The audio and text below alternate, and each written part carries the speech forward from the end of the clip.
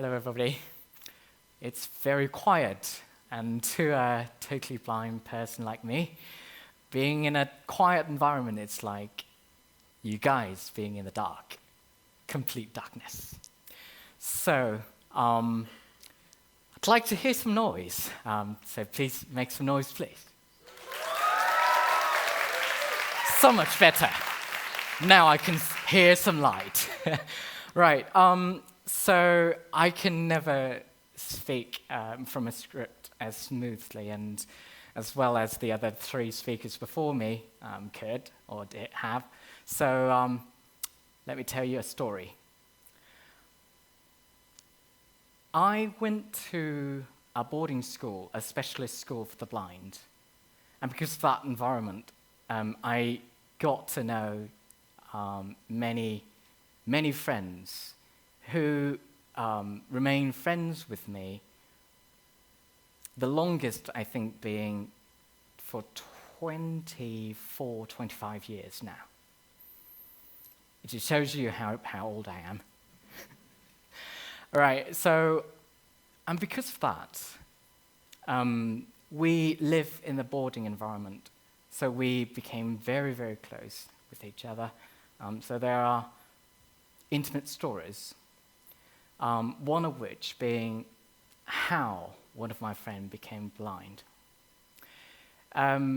He was drinking milk from a glass, and it was very early in the morning.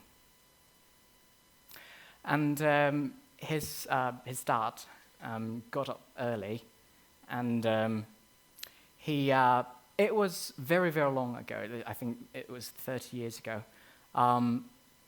His dad got up, made for him a glass of milk, and he was drinking out of that glass.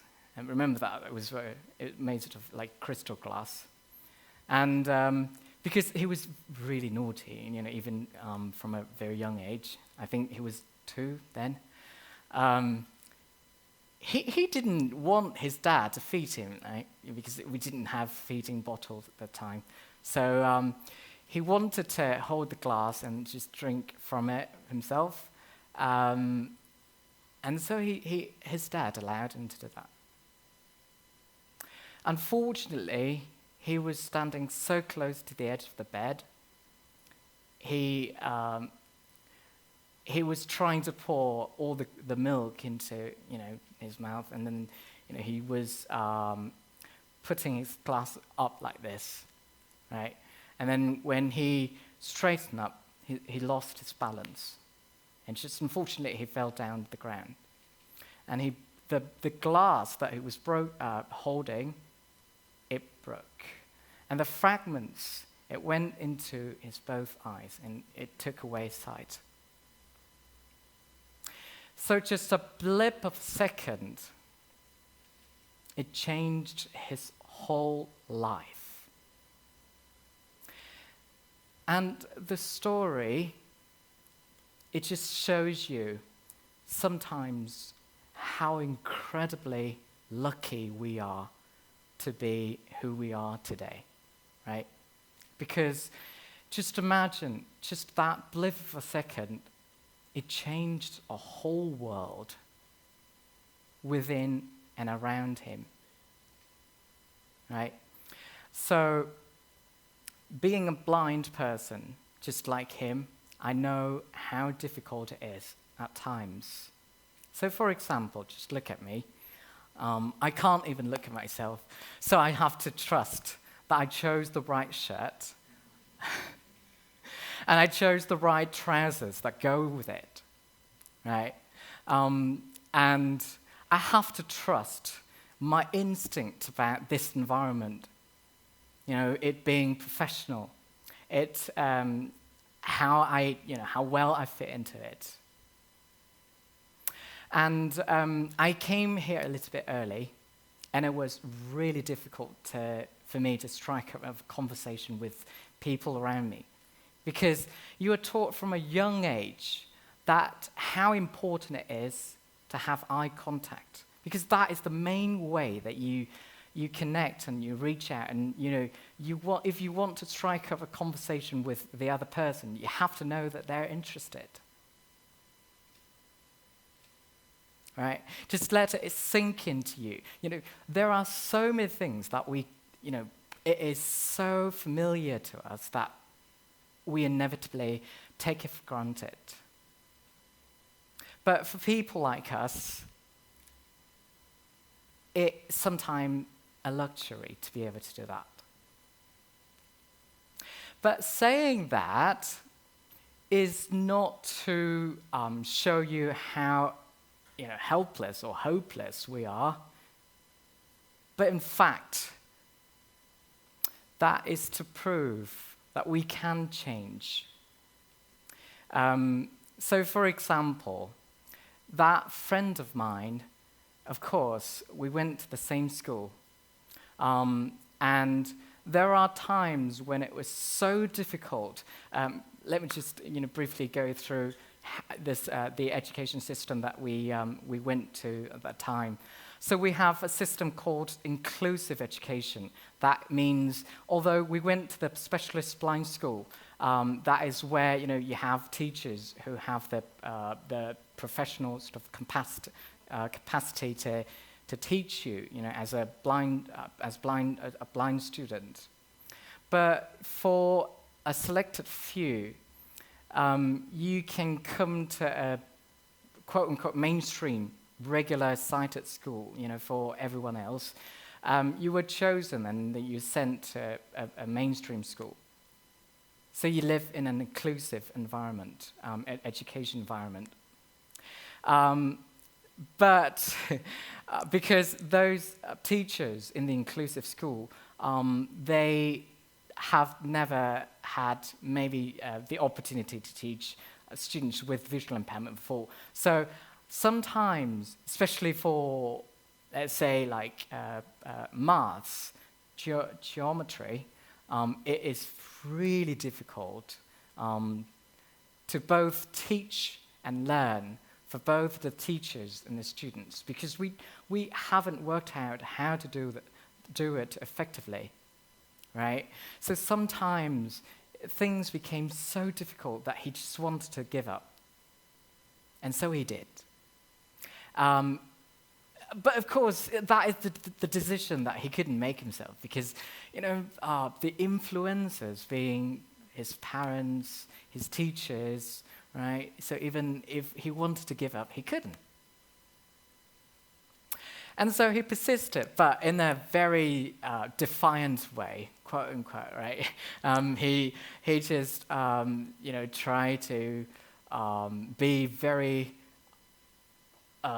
protesting and then oppositional and, that very negative in the way that he deal with everybody else, including his friends and teachers.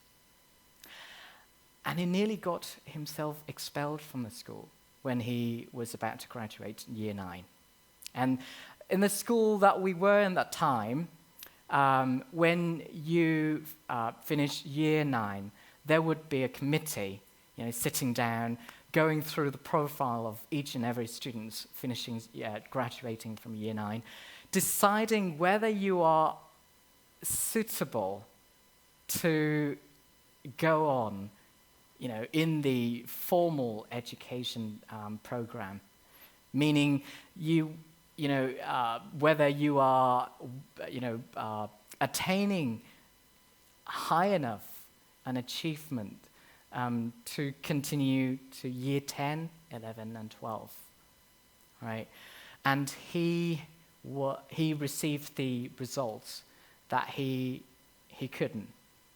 He was not doing his education well enough. But he called me and cried, because if he was not allowed to go on, he would then have to go back to his hometown in a faraway, remote area in the southwest region of Vietnam. So it would mean the end of the life that he knew then.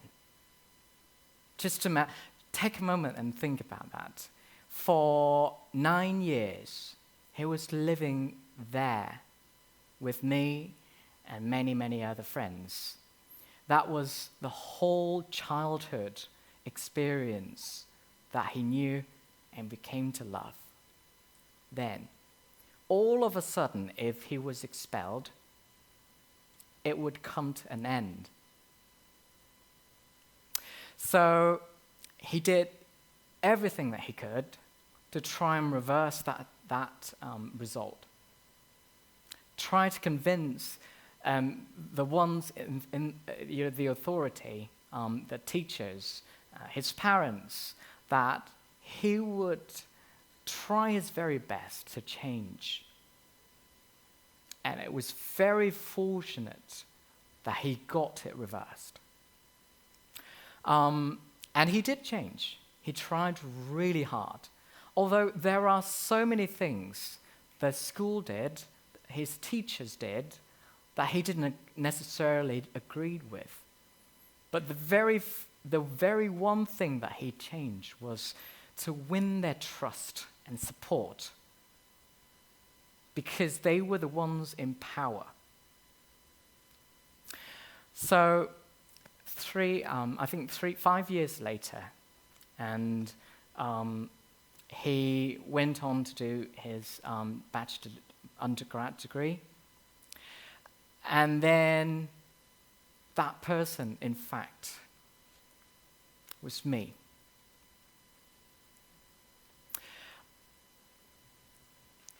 You believe me, right? Because it is very easy to believe somebody in power to do the right thing, to say the right thing. It links to many things that previous speakers before me have said. When I stand up on stage before you like this, you trust that I'm going to do the right thing and say the right thing, right? Yeah. So, yes.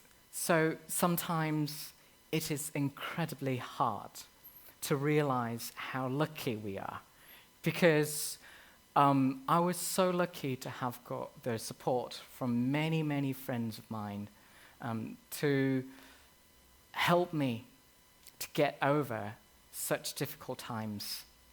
And eventually, I won the support of my teachers. And not only that, but I took a moment to stand in their shoes, to see from their view why they did the things that they did. And it allowed me to establish such a better level of understanding. It widened my view, right? Because I have never looked at it that way, from that angle. So for example, I always saw the decision to send me to an inclusive school being cruel. Because you think about that, if I stay in a specialist school, it would be very easy for me to pursue my education, because I was then taught by people who are equipped to teach people like me, who have the needs that I do, right? Whereas when I come to an inclusive school, I would then have to learn so many things. Learn how to talk to a sighted friend. If you observe a group of visually impaired people, you would see that they touch each other a lot. Oh, it's weird, right? No, no, because that is the way that we know that the other person is still, paying attention. It's still there. Because sometimes when I talk to my sighted friend, they just want to, stand up and grasp a glass of water, for example. That they forget that I can't see, so I wouldn't know. So they just stand up, and then I would suddenly just talking to the chair. Right, so so many other things that I need to learn, from the simplest thing like that. But looking back, I see what a grace it was. Because thanks to that I can stand before you now, not in a very rigid and stilted way, I believe. I have to trust myself that. But at least I have a certain level of interaction. So the point that I'm trying to make here is sometimes we're so lost, so deep in the moment being. There are so many things that we have to do, especially nowadays with the word that I really like, but I don't think that you guys will like it, neoliberal. Too big for me. That's why I like it. Pressure, meaning the pressure to convert everything to quantifiable measures, right? You have to achieve such an excellent school, right? That we have to do so many things perfectly that we sometimes forget how blind we are. If you don't trust me, now just do a small exercise. Now, I kindly ask you to close your eyes.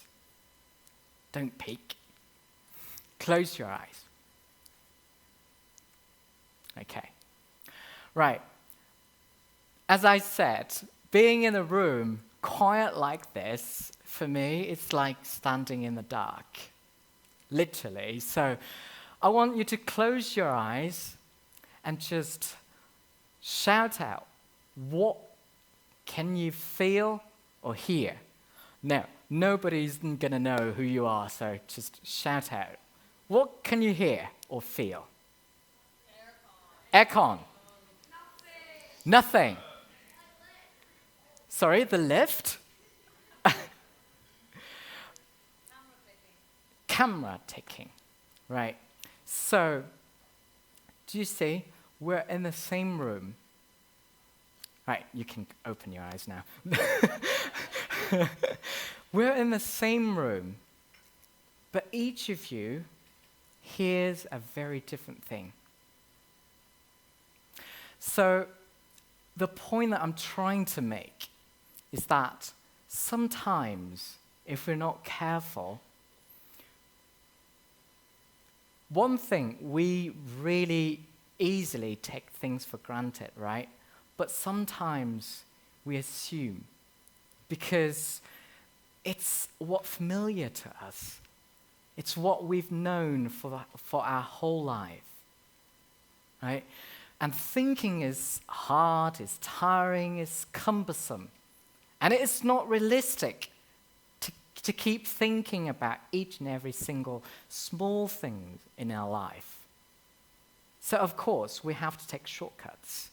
But that is, I think, a double-edged blade. Because if we're not careful, it's so easy for us to fall into that trap of assuming things without even double-checking. So, we are very lucky, and even I am too, to be able to stand here and share with you my experience. I know that English is not my native language, and sometimes it's hard for me to find the best words to describe what I truly mean to say. But I tried, and I believe that I have managed to do a decent accent and making you understand me clearly enough. So the next point that I'm trying to make is being grateful, because it allows us to open our eyes even more, to look at the things with more appreciation, because it then allows us to connect with other people with kindness, not with benefit in mind, at the forefront of our mind, right? So thanks to that have so much support during the journey. So for example, I'm leading a small organization called VIC, that is Visually Impaired Companion. we're helping people with visual impairment to build their self-esteem and build their confidence. Because I believe that not many of you have experienced this, but we have participants in our organization, we have partners who came to a company and say, could you please allow me a place here? I just want to be an intern for free because all I want is work experience. But because it's so different to what they know, they don't know how to work with people with visual impairment. And it is too much for them to think. So they just decided to not to make that offer, right? And it was a really, really serious blow to that bloke. So we have to walk with them in a self-discovery journey, finding out what the potential that they possess from which they can build their self-confidence.